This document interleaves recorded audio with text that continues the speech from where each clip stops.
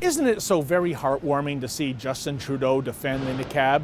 Isn't it something to see him go after Stephen Harper, accusing the Prime Minister of dividing Canadians, thanks to Harper's stance against this very offensive face covering? Recently, Justin accused Harper of trying to win the election with, quote, a reckless strategy of dividing Canadians over the niqab. And he went on to say that his late father, Pierre Trudeau, would be dismayed by what's happening, and he'd relish the chance to talk about Canada's history of rights and freedoms. You know, those rights and freedoms Trudeau Sr. suspended when he enacted the War Measures Act in Quebec in 1970. Yeah, those ones. But I digress.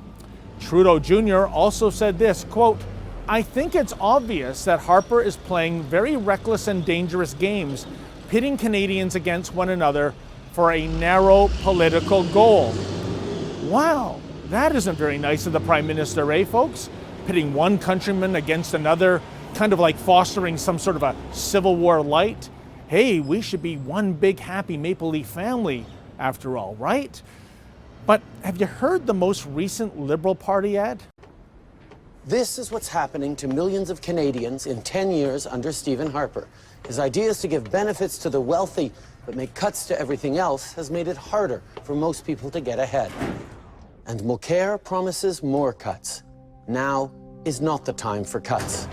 In my plan, we'll kickstart the economy by investing in jobs and growth and lowering taxes for our middle class. That's real change. Oh, that's interesting. Justin is going after the 1%ers? What happened to the danger and recklessness of pitting Canadians against one another? What happened to the politics of division? And what is this anyways, Occupy Redux? Or since Justin is a self-admitted comic book geek, you'll recall that he most closely identifies with the Incredible Hulk, is Justin now reimagining himself as the Batman villain Bane? You know, the psychopathic Robin Hood-like character who embraces the warped, entitled logic of the Occupy movement. Step forward those who would serve, for an army will be raised. The powerful will be ripped from their decadent nests and cast out into the cold world that we know and endure.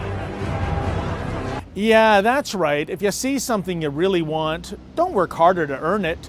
Just take it. Holy hypocrisy, Cape Crusader, but riddle me this. In Justin's world, why is it taboo to supposedly divide Canadians over this hateful haberdashery that is the niqab, but it's fair dinkum to vilify the so-called 1%ers? You know, the achievers, the makers, not the takers. Pot meet kettle, kettle meet pot.